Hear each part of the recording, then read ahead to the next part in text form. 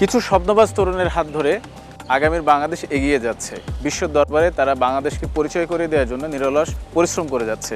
আজকে ঈদের বিশেষ দেশ 24 আমরা সাজিয়েছি সেসব স্বপ্নবাজ তরুণদেরকে নিয়ে। চলুন শুনে নেওয়া যাক, জেনে আসা যাক তাদের গল্পগুলো।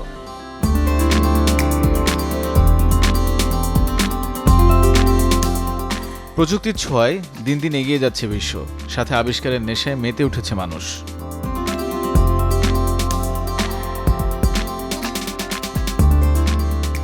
পাতাল থেকে আকাশ সবখানেই এখন স্বপ্ন বাস্তবায়নের গল্প। পিছিয়ে নেই লাল সবুজের বাংলাদেশও।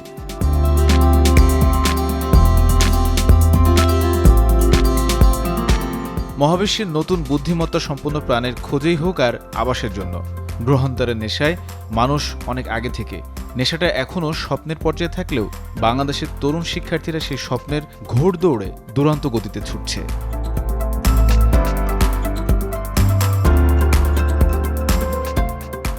আমরা যে এখন পরিবর্তনটা দেখতে পাচ্ছি, এটা শুধু অর্থনৈতিক পরিবর্তন না, আমাদের ইয়াং জেনারেশন এখন যে রোবোটিক্স নিয়ে বলেন বা এআই নিয়ে বলেন, ওরা যে সারা ওয়ার্ল্ডে যে তাদের সক্ষমতা স্বাক্ষর রাখছে, এটা কিন্তু অসাধারণ। আপনি খেয়াল করলে দেখবেন আমার প্রোগ্রামিং কন্টেস্ট আমাদের ছেলেমেয়েরা ভালো করছে। ওয়ার্ল্ডের কথা বলছি, দেশের মধ্যে তো আছেই, সারা ওয়ার্ল্ডে আমাদের ছেলেমেয়েরা আপনার প্রোগ্রামিং কন্টেস্টে ভালো করছে। রোবোটিক কম্পিটিশন যেমন আপনার ইউআরসিটাকে বলা হয় ওয়ার্ল্ডের হার্ডেস্ট ইউনিভার্সিটি লেভেল কম্পিটিশন, এবং এই কম্পিটিশনে বাংলাদেশের দলগুলির 10-এর ভিতরে থাকা বা 20-এর ভিতরে থাকা, এটা কিন্তু অত্যন্ত একটা গ্রাউন্ড ব্রেকিং একটা অ্যাচিভমেন্ট আমি বলবো।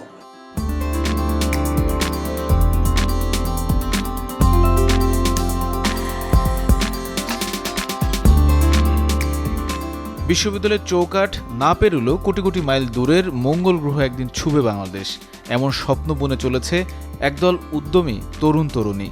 সে লক্ষ্যে কাজ করে যাচ্ছে বেসরকারি ব্র্যাক বিশ্ববিদ্যালয়ের একঝাঁক শিক্ষার্থী। তাদের তৈরি নতুন প্রজন্মের রোবটযানের নাম মঙ্গলতরী। রোবোটিক্স প্রজেক্টটির কাজ শুরু হয় 2015 সালে 11 জন শিক্ষার্থীর হাত ধরে, যার পরিধি এখন বেড়েছে।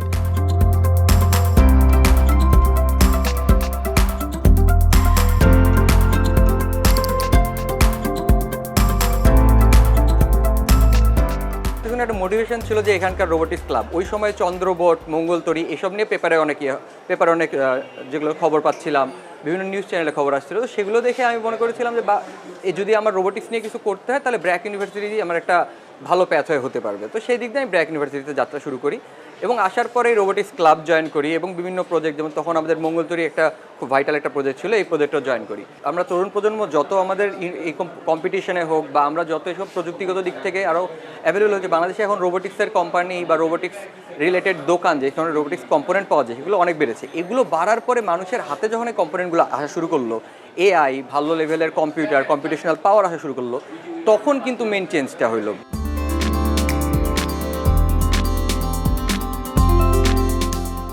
আন্তর্জাতিক কয়েকটি প্রতিযোগিতায় নিজেদের আবিষ্কার নিয়ে ছুটেছেন সবাই। ছোট ছোট কিছু প্রতিবন্ধকতা এলেও থেমে নেই আবিষ্কারের নেশা।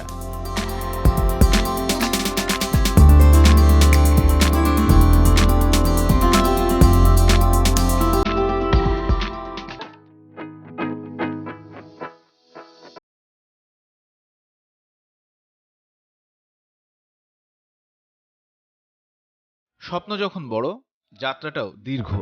রোবোটিক্স টিমের প্রতিটি সদস্য তাদের মেধা শ্রম দিয়ে দেশের ও দশের জন্য কাজ করছে নিরলস। হয়তো একটা সময় আসবে প্রযুক্তির ছোঁয়ায় রোবট নির্ভর হবে প্রতিটি কাজ, অনেকটা সিনেমার গল্পের মতো।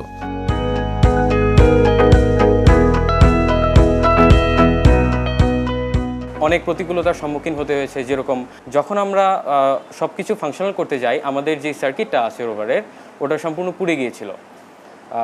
আমাদের প্রবলেম সলভিং স্কিল থাকার কারণে, আমাদের এই দক্ষতাটা থাকার কারণে আমরা রাতারাতি নতুন একটি হাইব্রিড সার্কিট বানিয়ে আবার আমরা এই রোবটটাকে ফাংশনাল করেছি। আগে মনে হতো কি যে বিদেশে যে রোবটগুলো বানানো হয়, আমরা না কত পিছিয়ে রয়েছি বাংলাদেশ থেকে।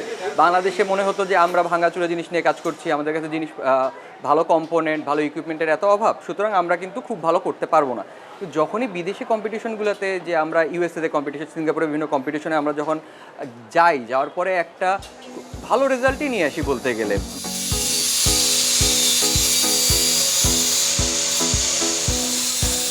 আমরা ব্র্যাক ইউনিভার্সিটিতে আমাদের এটা তো একটা ইউভার্সির প্রোগ্রাম আছেই, আমরা মঙ্গলতরী বলি ওটাকে। এবং এছাড়া আমাদের আন্ডার ওয়াটার মানে ভেহিক্যাল চ্যাম্পিয়নশিপ যেটা হয়, এটাও কিন্তু ওয়ার্ল্ডের হার্ডেস্ট। আপনার ওরা রোবো সাব যেটাকে চুজ করছে, সেটাও কিন্তু ওয়ার্ল্ডের hardest under water autonomous robot এটা। ঠিক আছে, এটা এমন না যে না আমি ওয়্যার দিয়ে কন্ট্রোল করছি, তা না, এটা কিন্তু অটোনোমাস রোবোটিক কম্পিটিশন। এবং এখানে ইন্টেন্সিভ এআই প্রয়োজন হয়, যেটা আমাদের তরুণরা করতে পারছে।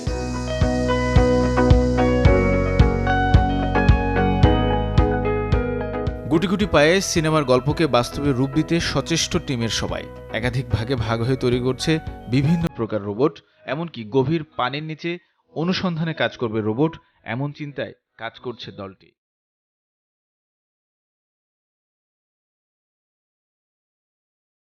আমাদের যে মানুষ ডুবুরি আছে সেটার লিমিটেশন যতটা ক্রস করা যায়, কিন্তু যত দিন যায় আমাদের আস্তে আস্তে লক্ষ্যটা আরও বড় হতে থাকে। যেমন পরে আমরা জানতে পারি যে মেরিন একাডেমি হচ্ছে বাইরে থেকে বিভিন্ন রোভার নিয়ে আসে, সেটা দিয়ে হচ্ছে তারা মানে আন্ডারওয়াটার রোভার নিয়ে আসে, যেটা দিয়ে তারা জাহাজের ইন্সপেকশনের কাজে লাগায়। কিন্তু আমরা যদি একটা রোভার ইন্টারন্যাশনাল মানে রিকগনাইজ যদি একটা রোভার তৈরি করি, সেটা যদি আমরা হচ্ছে সেখানে কোরাল রিসার্চে কাজে লাগাতে পারি, সেটাও আমাদের মানে ভিশনের অংশ একটা।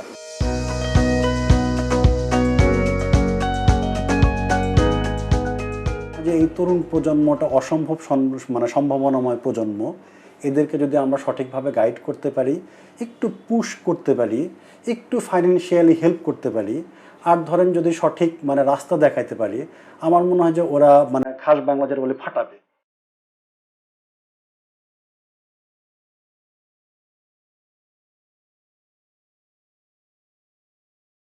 তথ্য প্রযুক্তিকে কাজে লাগিয়ে একদল স্বপ্নবাজ তরুণ কিভাবে রোবট বানিয়ে চলেছে, কিভাবে প্রযুক্তির ছোঁয়ায় নিজেকে গড়ে তুলেছে, সেটা দেখছিলাম আমরা। এবার আমরা জানবো প্রযুক্তির আরেকটা দিক, মানে ঠিক মুখটার অপোজিট যে জায়গাটা, সেটা সাইবার ক্রাইম বা সাইবার সিকিউরিটি। এই সাইবার সিকিউরিটি নিয়ে কাজ করা বাংলাদেশের একজন স্বপ্নবাজ তরুণ, তিনি পড়েছেন মানবিকে কিন্তু কাজ করছেন সাইবার সিকিউরিটি নিয়ে। চলুন তার গল্পটা জানবো, সেই আরিফ মনিরুদ্দিনের গল্প।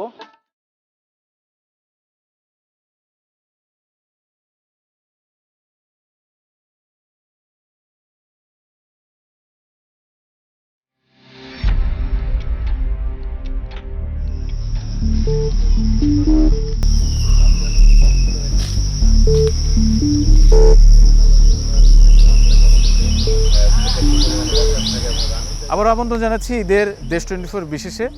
আমরা বিরতির আগে যেটা আপনাদেরকে বলছিলাম যে আজকে এমন একজন মানুষের সাথে পরিচয় করিয়ে দিব, যিনি পড়ালেখা করেছেন মানবিকে কিন্তু নিজেকে গড়ে তুলেছেন একজন আইটি এক্সপার্ট, পাশাপাশি সাইবার সিকিউরিটি এক্সপার্ট হিসেবে। সেই চলার পথের গল্পগুলো আমরা শুনবো আরিফ মনিরুদ্দিন ভাইয়ের মুখে। চলুন জেনে নিই তার কাছে। বিশ্ববিদ্যালয়ে পড়ার সময় থেকে আসলে আমি কম্পিউটার বা বিশ্ববিদ্যালয়ের যে সাইবার ক্যাফে আছে, সময় পেলেই কিন্তু আমি সেখানে ছুটে যেতাম একটুর জন্য কম্পিউটার ইউজ করার জন্য। অনার্সের শেষের দিকে এসে আমি চিন্তা করলাম যে না, আমার যেহেতু আইটি পেশাকে ভালো লাগে, তারপর আমি চিন্তা করলাম যে না, আমাকে তাহলে আইটি পেশাতে আগাতে হবে। আমি তখন চিন্তা করলাম যে না, যেহেতু আইটিতে আমাকে আগাতে হবে, সেহেতু আইটি রিলেটেড কিছু পড়াশোনা করতে হবে। সো আমি একটা ডিপ্লোমাও করেছি, যে ইসলামিক ডেভেলপমেন্ট ব্যাংকের একটা আইডিবি বিশ্ব নামে, সেখানে 1 বছর একটা ডিপ্লোমা ছিল, যেটা আসলে আমার ক্যারিয়ারের আইটির জন্য হচ্ছে সবচেয়ে মূল চালিকা শক্তি হিসেবে কাজ করেছে।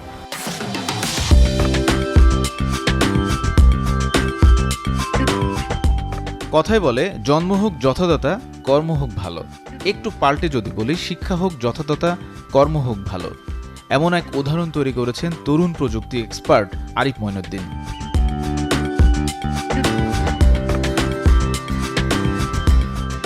তাত্ত্বিক শিক্ষা না থাকলেও প্রযুক্তির হালচাল তাকে টেনেছে অনেক ছোট থেকে। সিনেমায় দেখা হ্যাকার কিংবা দ্রুত গতিতে কম্পিউটার চালানোর বিষয়টি তাকে টেনেছে বারবার। উচ্চশিক্ষার চৌকাঠ পেরিয়ে একজন দক্ষ আইটি এক্সপার্ট হিসেবে গড়তে নিয়েছে নানা প্রশিক্ষণ।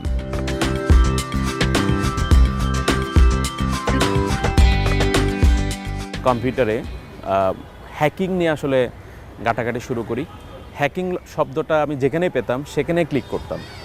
তখনকার সময় আপনি টেকটিউন্স, টিউনার পেজ, এরকম কিছু পেজ ছিল, এখানে কিছু কিছু আর্টিকেল ছাপা হতো ব্লগ আকারে। সো আমি আসলে তখন এই হ্যাকিংয়ের শব্দ যেখানে পেতাম ক্লিক করে করে অনেকগুলো ট্যাব ওপেন করতাম। শেখার পরে চিন্তা করলাম যে না, এখন তাহলে যেহেতু আমি এগুলো শিখেছি, এগুলো আমাকে হ্যাকিংয়ের জন্য কাজে দিবে বা হচ্ছে সাইবার সিকিউরিটি এক্সপার্ট হতে কাজে দেবে।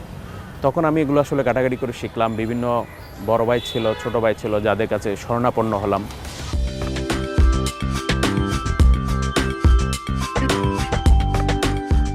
কম্পিউটার বিজ্ঞান বা প্রযুক্তি সংক্রান্ত বিষয় না পড়ার কারণে নানা বাধার সম্মুখীন হতে হয়েছে।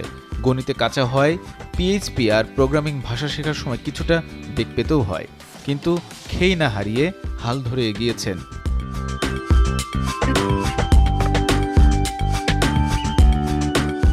তো অনেক ধরনের প্রতিবন্ধকতা একটা তৈরি হয়, কারণ একটা আপনি আইটি লাইনের লোক না, কিন্তু আমি যখন আইটি লাইনে কোনো কিছু করতে যাচ্ছি অনেকে এটা ভালোভাবে নিচ্ছে না।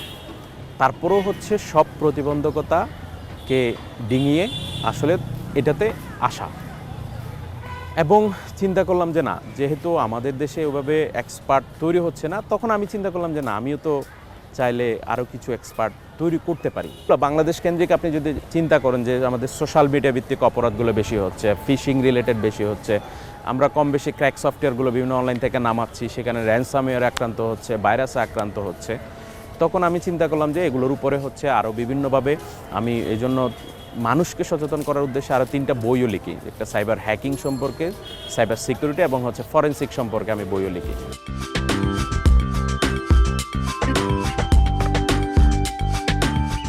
এখন বিভিন্ন আইনশৃঙ্খলা বাহিনী সহ বেশ কিছু প্রতিষ্ঠানে সাইবার সিকিউরিটি বিষয় প্রশিক্ষক হিসেবে কাজ করছেন।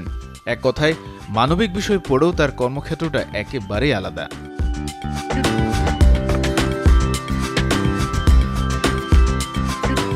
আমি সর্বপ্রথম পুলিশের বিভিন্ন ইউনিটে সেই প্রজেক্টগুলো বা আমার যে ওদেরকে যে ক্রাইম ইনভেস্টিগেশন, তখন নতুন নতুন এই যে বিকাশ প্রতারণা বা আরও বিভিন্ন ধরনের যে সোশ্যাল ইঞ্জিনিয়ারিং রিলেটেড বা ম্যানিপুলেশন রিলেটেড এগুলো তৈরি হয়, তখন আমি ওদেরকে একটা প্রপোজাল রেডি করে দিই যে ওদেরকে ট্রেনিং করে বা কিভাবে সাইবার অপরাধ হচ্ছে সেগুলো কিভাবে ডিটেকশন করা যায়। তখন সেই ডিটেকশন অনুসারে তাদেরকে আমরা একটা কোর্স ডিজাইন করে দিই, এবং কোর্স অনুসারে একজন সিআইডি থেকে শুরু করি, চিটংয়ের ডিবি থেকে শুরু করি, ওনারা সেটা পছন্দ করে, সেখান থেকে আসলে পুলিশকে প্রথম পড়ানো শুরু।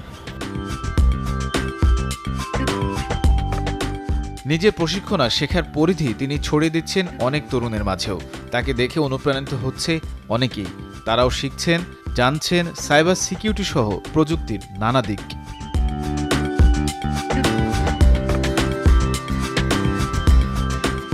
আজকালকার যুগে তো অনলাইনেই সব কিছু হয়, সো অনলাইন যুগের মধ্যে নিজেকে কিভাবে প্রোটেক্ট করতে হবে এটা জানাটা খুবই জরুরি।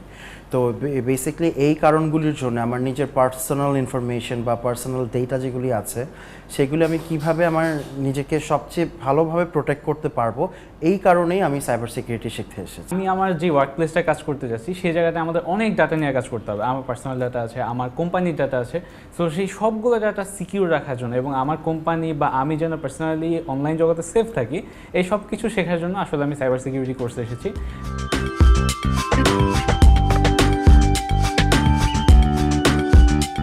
আমার এই ডিভাইসের সব তথ্য যাতে হ্যাকাররা নিতে না পারে বা আমার যে সোশ্যাল মিডিয়া অ্যাকাউন্টগুলো অন্যরা হ্যাক করতে না পারে, তাহলে সেখান থেকে পরিত্রাণের জন্য একজন ব্যক্তির কী কী সিকিউরিটি দরকার, আমরা সেই ক্ষেত্রে বিভিন্ন প্রতিষ্ঠানসমূহ থেকে এই ধরনের ট্রেনিংগুলো আমরা করিয়ে থাকি।